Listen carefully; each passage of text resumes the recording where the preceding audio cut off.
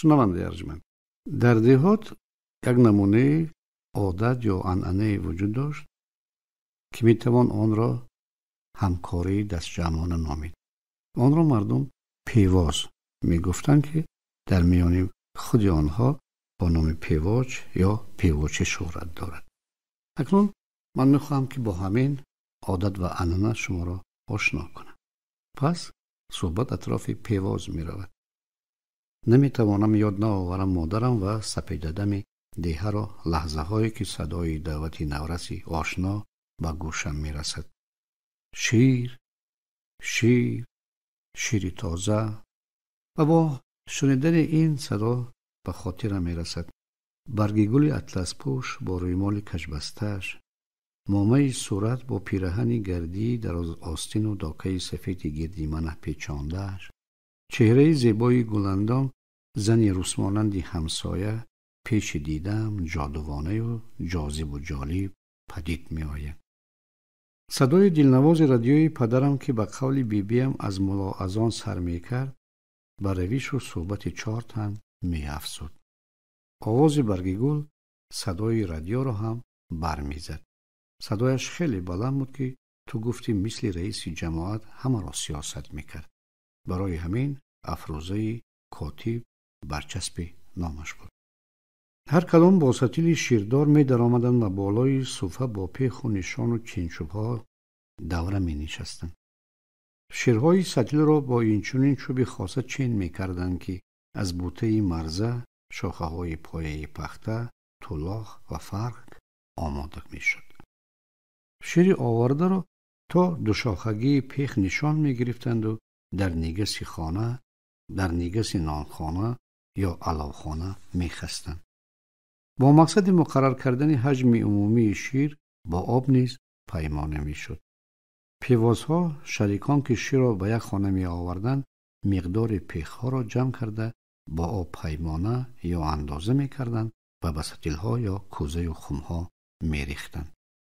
дар охир муқаррар мешуд, ки ба хонаи мо чанд кӯза ё сатил шир оварданд, то дар навбати ҳамсоя яқин намоянд, ки модарам чӣ миқдор бояд баргардонад. ҳамин тавр як гардиши ҳалқавӣ ҳосил мешуд ва бо навбати певозӣ ба муддати 10 рӯз ё як ҳафта муқаррар мегардид ва сатилҳои ширдор хона ба хона давр мегаштанд. пас аз навбати модари ман навбати гуландон буд. баъд навбати баргигулу момаи сурат. суҳбати онон як маҷлиси ғарибу ғалатиеро мемонд. дар кӯзаҳо ва сатилҳо об буду шир. чен мекарданду пехҳоро ба нигасҳо мехалонданду با خود می بردن. هر صبحدم انجمن پیوازهای دیه و چهره‌های زنان را پیش نظرم می آورد صدای شیرفروش نورز. پرورش و درس بود متل و مقال و مسئله گفته و عملشان. نشانه روشنی، پاکی و آزادگی و حلالکاری دست جمعانه‌شان هویدا می شد. های دریغ از این که بر این آسا همایش را در عمر باقی ماندم دیگر نخواهم دید و نسل پسین بی‌نصیب بود از آنها. یاد آوردن زندگی دیه و پیوازیان برایم گواراست. بار عمل من و دادرم سهراب باعث دلسیاهی شد. شیر ستیلی در میلاک کشال را یک مقدار خوردیم و به جایش آب افزودیم و از چند پیخ باب خامه هم تراشیدیم. روز دیگر سیر فاش شد. نخست ستیل را مادرم فراورده از تقلب آگاه گردید. شیر آب خورده کبودی میداد. مادرم با قول سوس شده پایهایش شکست. بالای پالیخچک صوفه نشست. پدرم در کتی بالا با من شک گرفته و شخ شده نظر انداخته مادرم را آواز داد. بیبی جان، این کاری همین هر دو چاو سرها. مادرم چیزی نگفت. پاسخ هم نداد. هرچند زنها دلبرداریش میکردند افزایش تغییر نمیافت. زیرا شیرپیوازی نشانه پاکی و نیروی باطنی مردم و نزاکت اهل دیه شماریده میشد. اکنون به فکر مادرم لطه‌اش در آب زده بود. از سر قهر یا عالم بود که نیم نگاهی را به سوی من روان نشمرد. دماغش از من سوخته بود. پیشین ترسیده به خانه در آمدم. برایمان غذا آورد. لب ترش نکرد. چیزی نگفت. سهراب عیب را به گردن من زد. مادرم به این هم اعتبار نداد. شاید در تمام عمرم بدین اندازه دلتنگ نشده بودم. اگر می دانستم که برای 2 کاسه شیر مادرم اذیت می کشد، اصلا چنین رفتار نمی کردم. پس از این تا آنی که فراستم می رسید نمی گذاشتم مادرم از من خفه شود. حتی حالتهایی که تمام اهل دیه صفتم می کردن و نمونه می شمردن، لحظه های شیردزدی و حکایه مادرم فراموش نمی شد. او به جای غضب برای ما حکایه کرد. زمان چکاوک زنی بود هنرمند ولی دست قلب داشت. سخنش را آغاز کرد مادرم. او نیز پیوازی میکرد. یکی از شریکانش بیبی فاطمه زهرا بوده است. از همسایه ها شیر میگرفت و میسپرد، ولی حتما آب علاوه میکرد. اگر همسایه ها عیبش را میشمردند، 1000 سوگند می آورد که گناه ندارد و علت را در سر پیوازها میزد. بار سوگند خورد که اگر چنین کرده باشم تا قیامت حتی در شانه گرگ آب نیابم و نصیبم نکند که حلق تر کنم. و بیبی دعایش کرد که خدا جان اگر دروغ گفتی زبانت لخت لخت بکفد و چاک چاک کنی و هر کجا آب بینی خون شود. دعایش مستجاب گردید. زن به چاکک تبدیل یافت. همکنون با دل و جگری سوخته و پخته چاک چاک میزند و میگردد. با آبشار چشمه جوی نزدیک شود در نظرش خون می نماید. یگانه امیدش شانه گرگ است. آن گیاه است که در آغهای خور سال در بهار ذره آب میگیرد و آن نیز زود میپالد. چاکک به این عملش تا عمر دارد بصیری نمیتواند در آب نل بزند. این بود حکایه مادرم. اکنون با صدای آشنای شیرفروش نورز منظره دلچسبتر سیمای مادرم، کاتب برگ گل، جمال گلندام و حالت چاکک پیش نظرم جلوه میخورند. در شاخه های نیمه خشک درختان مزار من زمان این پرنده زار را می دیدم که آرامی نداشت. همان لحظه قصه مادرم به خاطر می آمد و سرود یک نواخت چاکک. چاک چاک چاک. در بخش دیگری که برای شما حکایت می کنم، هنر زن و اسرار کهن دارد. این نیز به زنهای تاجیک بخشیده شده است. یک عصر پیشتر مردم شناس اندریف نوشته بود: زن در خانه تاجیک هنرمندی اساسی و آرایشگر ممتاز است. او به دیوارهای خانه سفیدی میزند، با نقشهای عادی نظربا از گلهای رنگه و حتی آرد گلکاری میکند. در محصول دستانش که باغستان را میماند، هم چاروایش را در تواره، هم سواره را روی اسبی در دو و نیز نخچیر و پرندگان را میتوان مشاهده کرد. پایان اقتباس از اندریف. با قول بیشتری محققان هنر زن تاجیک در کار با متا نمایانتر است. او زیبایی میآفرد و در سوزنی، گلدوزی ها، سرانداز، تاقی ها، جراب و شیرازه آرزو و آمالش را نقش میبندد. قلمکشی و قلمزنی ایشان به همین پهلوی هنر و فعالیتشان بستگی دارد. تصویر آفتاب و ماه، آوک، پی خیس، پی گنجشک، تاج خروس و غیره مضمونهای گسترش خورده قلمزنان کوهمنظر است. در قلمکشی یا دوخت و دوز جمله عرف و عادتها را رعایت میکنند. یکم که هنروران پیر دارند و آنها اسرارشان را مرموز نگاه می‌دارند تا دریافت شاگرد صادق. دعای هنر را دارند و ادبیات خود را. در نقش کاسه گلها، آوک، ستاره، انگاره، نگاره و دیگر تصویرها آرزو و آمال و بخت و شادی را گویا در متاع کوک می‌زنند. در صدای شیوایشان ایجاد خداوندیشان در بیت‌های ای برگ گل لاله تنیدم چادر، من بلبلم و یاد چمن کردم باز، یا این بیدی بلند نکش قلم آورده، یا نورمال سرم غنچه گلی آلیچه، و یا در سنگ سیاه الف کشیدن مشکل، و همزمان نورمال سرت نقش نگار بغداد، و یا ای سوزن پولاد بیا بخمل دوز، تاقی چکن داری دختش از ما، با 100 رنگ اندیشه های سره آنها جلوه می خورد. یا میگویند ای تار هوا نسخه زر میگیرم، ای آچه ره دوریم خبر میگیرم. این اشاره بدان است که هر یک قلمزن سبک و شیوه خود را دارد، بلکه سمایی است و الهام از پروردگار. نسخه یا نسخه گیری تاریخ کهن دارد. همین نکته را اندریف در صحبت با ساکنان کلانسال تصدیق میکند. مثلا در دهه ما عمه خطیچه، اپای سولت و اپای فیروزه و چند دیگر قلمکشان ماهر بودند. سبک قلمزنی و قلمکشیشان از هم فرق میکرد. نمونه با آن مانند در خلقهای دیگر هم وام میخورد. در کوهستان می نویسد اندریف و جای کاغذ پاره یا تیکه از متها را گرفته و در آن عین نقش‌های زیبا و خوشایند را که در عمل استفاده می‌شوند انتخاب نموده تصویر می‌کردند و یا می‌دوختند. نقش‌های برگزیده در منطقه یاقسو و مردمان ساحل رودیبخش تصویر خاصه خروس و پی کپ به شمار می‌رفت که در روبند دوخته می‌شد. در ارتباط با هنر سرایندگی زنها باید بگویم که هیچگاه سراییدنشان را در جامعه مردان ندیده بودم. آنها در محفل‌های خاصه سرشویان، عروس براران، گلابگیران و هنگام سرجمعانه دوختن چادر و بردیواری به ناز و کرشمه آرزوهای دلشان را افشا می‌نمودند. در این میان بنا به نوشته اندریف زنان پاسداران صنعت کلانی نیز بودند. واقعاً در جنوب کشور به این پیشه بیشتر زنان شغل می‌ورزیدند.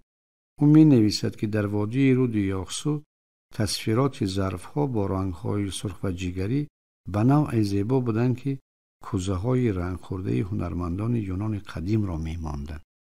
به ویژه گلپرت‌هایی در دیوار و قلی‌ها یا کلی‌ها نظرربا بودند. گیاهی تخیلی تصویر شده رو به بالون پنجه زده منظری دلنشین را به وجود می‌آورد. واقعاً زنان برندگان هنر و مشاهده‌کار و ایجادکارند. تخیلاتشان در آراستن و پیراستن خود صنعتکارانه و صحیفه خاصی تاریخ می باشد. حکمت پوشاک و پر زن از مقام و مرتبه و شرفشان گواه است. از این رو زنان ناموس خلق و ملت شناخته می شوند.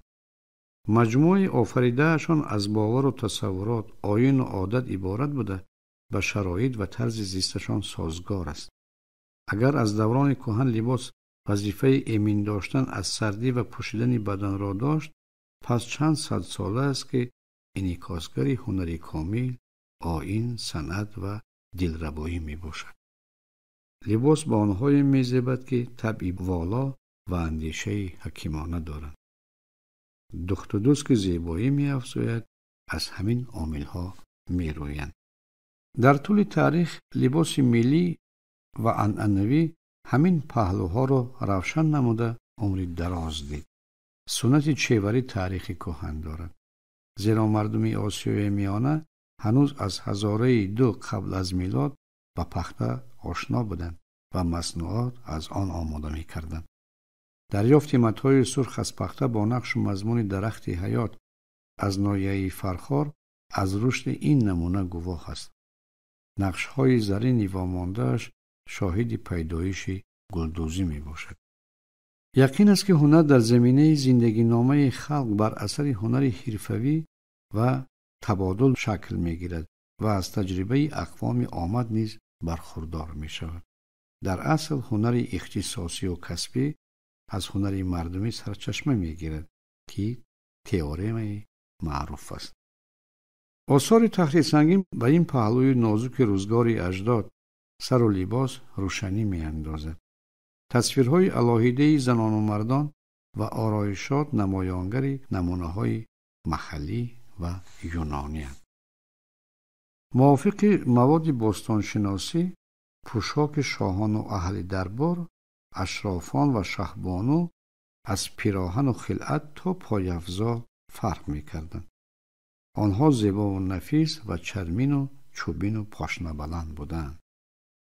از کی نقش و نگار در پیراهن زنان پیدا شد معلومات دقیق نیست، ولی یقین می شود که در عهد هخامنشی دیباهای زنانه دراز تا بجلک پایها را می پوشاند. آنها چندار و پرپر با آستین‌های شیرازدار شهرت داشتند. آوردند که بر اثر فرهنگ الینی در پیراهن زنان باختری کمربندی نفیس پیدا گردیده که پیش بر را برجسته نمایش میداد. اما ادبیات قدیم از کمر نازک و سینه های برجسته اردبیسور اناهیت معلومات دارد. زمان پیرامونی به سر کیف پرداختن متاع حریر رسم شد که ما مقابلیت نداریم. در مجسمه گیلی نیزن متعلق به عصرهای 3-2 تا میلاد منظره هنر و هنرمندی زیباتر به مشاهده می رسد، بلکه به چند پهلوی عمل و فعالیت پرجبهه زن روشنی می اندازد. پیراهن زن پایهایش را پناه کرده است. در میانش کمربندی از پیش گره زده دارد. رویش یک طرف است و به بالا می نگرد. دهانش نیموا گویا سرود می خواند. این اشاره به آن می کند که سرایندگی زنان تاریخ قدیمه دارد. به این تصویرهای زنان چنگنواز یادگاری خلچیان و موسیقی‌نوازان هلبوک دلیل و دستکند. آثار خلچیان و دلورزین تیپه از رونق پهناور موسیقی نمایندگی می کند. چنانچه هیکلچه سفالی زنی چنگنواز نمونه برجسته آن می باشد. بازیافتا تصادفی نبوده، بنیادی محلی دارند. چنانچه چنگ کمان شکل یا عرفه بنیادی باختری داشت که پسان به مصر برده شد. در زمان نو مصریان این اسرار را قائلند و به این ساز چنگ آسیایی عنوان دادند. مصوره های هلبوک گواهند که صنعتوران لباس های خاصه، پیراهن رسمی و نیمتنه بافته با شلوار داشتند. چنانچه در همان تصویرها معلوم می شود نوازنده یکم با پیراهن دراز گریبان موزون تصویر شده است. سری آستین ها وسیع که تا بند دست می رسد نقش دارند. نیمتنه کشاد نوازنده دیوم را کمربند نفیس حسن و آرا بخشیده است. این دیوارنگاره ها اشاره به آن می کنند که گلپرتایی در پیراهن و میانبند در جهاز زنانه در عصرهای میانه رایج بوده است. دو هیکلچه زنانه که از سکسن آخوری فرخار یافت شد، دستانشان از شکم پایان روی هم گذاشته شدند. این خیلی تصویری عجیب است. وقتی که دست را روی هم در پایان شکم گذاشته می شود، این اشاره به معین کردن جنسی آن است. پیراهن از بالا به سوی دامن پهن و در پایان چیندار و پرپر شدند. آستین ها با خطهای موجدار آرا یافته. در دست آینه دارند. پیکره ها از دنیای سازنده گلدوزها و چیوران اخبار می دهند. همزمان اسرار آینه را که در شادی و سرور مردم مهم بود می کشایند. یا چیز دیگر، در تخت سنگین فرشته محبت ارات نیز با پیراهن گلدار و کمربند نفیس تصویر شده است. همینجا با هم پیچیدن سبک محلی یونانی، گلکاری متا و گزواری نفیس مشاهده می شود. در همین یادگاری لوحه با تصویر شبیه زن با دم مارماهی، نیم اسب و بالدار خیلی جالب می باشد. قهرمان با دست چپ بال زورقرانی را به طریق عمودی برداشته به دست راست مواد لنده یا شاید سیب، صدف یا سنگ را پرتافته نیست. مویهای پرپیچ و تابش کشاده و پریشانند. چهره با بینی راست دراز، پیشانی فراخ، کمان ابروان و لبان مایل تبسم زیبا و دلبرند. آن را باستانشناسان پری آبی نامیدند که زرکارانه و هنرمندانه ساخته شده است.